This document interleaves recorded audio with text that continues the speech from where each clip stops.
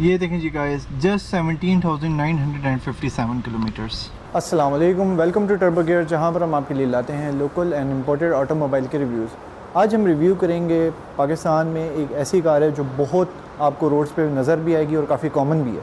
और आप लोग यही सोचे होंगे कि मैं इस कार का रिव्यू अब आके क्यों कर रहा हूँ। उसका रीज़न ये है कि ये है जी टोयोटा की तरफ से Corolla Altis locally assembled CKD unit. इसकी सबसे यूनिक थिंग ये है कि ये सिर्फ 17,000 चली हुई है।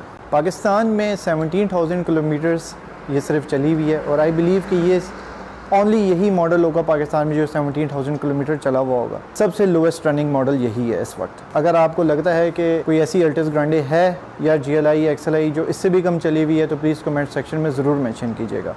तो आज हम इसका रिव्यू स्टार्ट करेंगे। कंडीशन से आप देख के बता सकते हैं कि कार बिल्कुल न्यू कंडीशन में है। 17,000 is just a running number, may be शायद इसमें 1 या 2 ऑयल चेंजेस ही हुए हों। इसकी की फॉब का डिज़ाइन कुछ ऐसा है जिसके अंदर लॉक, अनलॉक, बूट ओपनिंग की ऑप्शन और अलार्म बटन की ऑप्शन अवेलेबल है। स्टार्ट करते हैं इसकी फ्रंट लुक से। फ्रंट में हमें इसकी हेडलाइट, क्रिस्टल हेडलाइट्स मिलती हैं। इसके अंदर हमें हेलोजन मिलते हैं, हाई बीम और लो बीम हमें हेलोजन के अंदर मिलते हैं। उसी के साथ ये इसकी डिम लाइट है, ये भी हेलोजन के अंदर है। यहाँ पर क्रोम फिनिशिंग आती है लाइट के अंदर।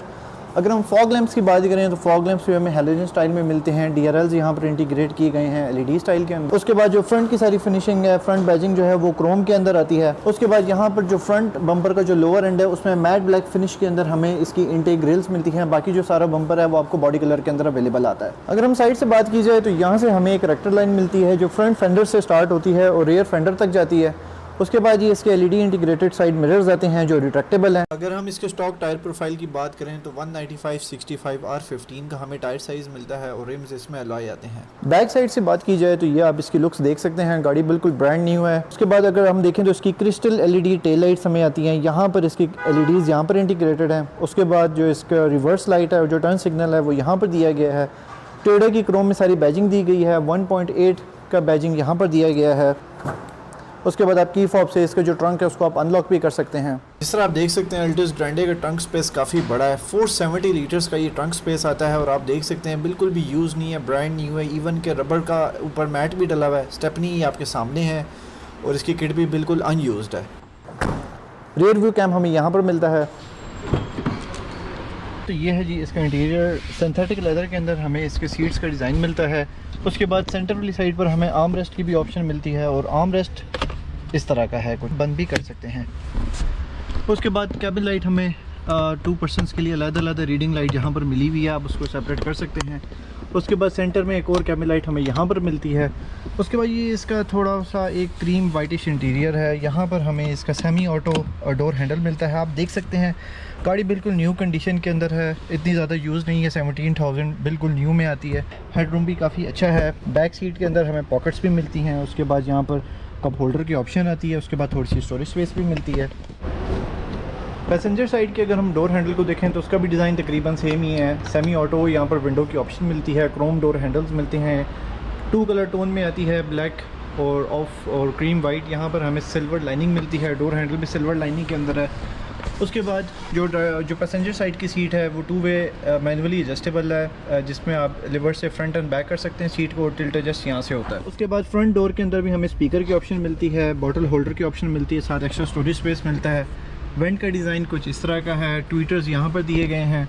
उसके बाद ये आता है जी इसका ग्लव कंपार्टमेंट के लुक्स कुछ ऐसी हैं। उसके बाद जो इसका सन वाइज़र है उसके अंदर मिरर भी लगा हुआ है। उसके बाद कार्ड होल्डर की ऑप्शन भी है, लाइट की ऑप्शन भी आती है यहाँ पे। ये है जी इसका मल्टीमीडिया का सिस्टम। मल्टीमीडिया के सिस्टम को जब आप ऑन करते हैं तो टोयोटा का लोगो पहले नज़र आता है। उसके बाद ये एंड्रॉयड स्क्रीन है जो इसी पैनल के अंदर इंटीग्रेट की गई है। तो ये थोड़ा सा बेसिक सा इसका है क्योंकि 2016 मॉडल है, उसके हिसाब से ही ये बनाया गया है। लेकिन स्क्रीन बिल्कुल इसकी न्यू है, यूज़ में नहीं, बिल्कुल इसकी न्यू है।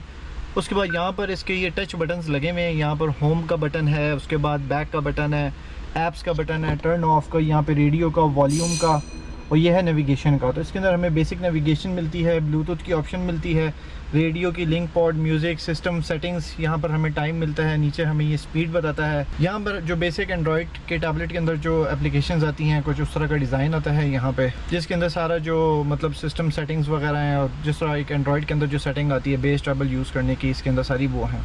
जब आप नेविगेशन को ओपन करते हैं तो कुछ बेसिक लुक्स इस तरह की आती हैं जिसमें ये आपको एक अपने 3D व्यू में बता रहा होता है कि कार की करंट पोजीशन कहाँ पर है। तो देखा जाए ये बिल्कुल तकरीबन सही बता रहे हैं हम, बिल्कुल टोयोटा के साथ, टोयोटा के एडजेसेंट साइड पर ये शोरूम है हाई ड्राइव पर, ये हमें इस वक्त ये बता रहा है कि हम यहाँ पर हैं। तो यहाँ पर अगर हम आएँ तो यहाँ पर हमें हार्ड बटन्स मिलते हैं। हार्ड बटन्स में ये वाला जो यहाँ पर टर्निंग लीवर है, इसके अंदर हम एयर डायरेक्शन का फ्लो सारा कंट्रोल कर सकते हैं यहाँ से। इसके अंदर एक एम्बियंट लाइट भी दी गई है जो ब्लू कलर की है, यह भी आपको नज़र आएगी।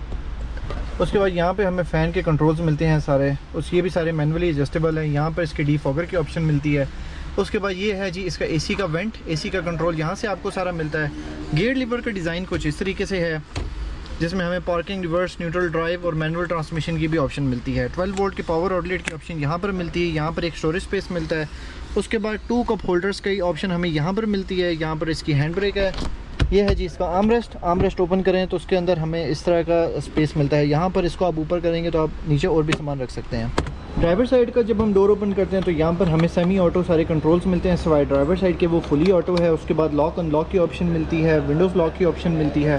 ड्राइवर साइड की डोर्स की लुक कुछ इस तरह की हैं, सेम डिज़ाइन सब में फॉलो किया गया है। यहाँ पर हमें स्पीकर की ग्रिल मिलती है, वाटर होल्डर की ऑप्शन यहाँ पर मिलती है।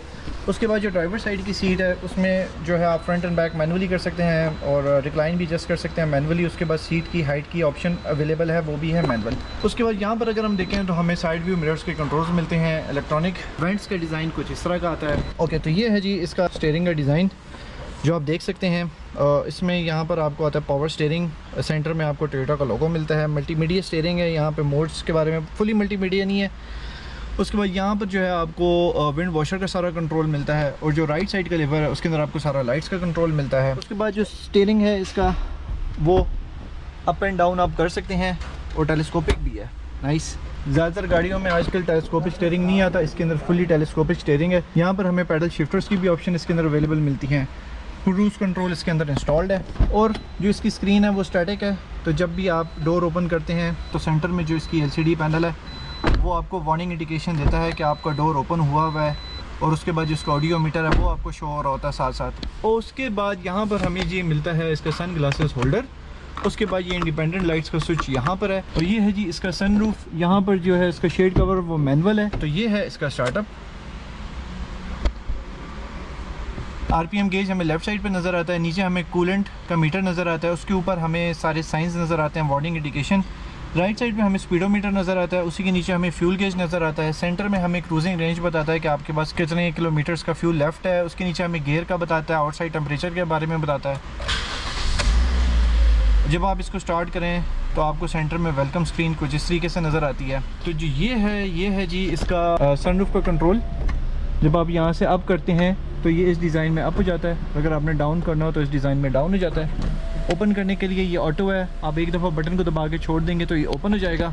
और इसी तरीके से जब आपने क्लोज़ करना हो तो आप बटन को दबा के छोड़ देंगे तो ये ऑटोमेटिकली क्लोज़ हो जाएगा। जब आप ऑफ़ करते हैं तो आपको यहाँ पर गुड बाइक की स्क्रीन नज़र आती है।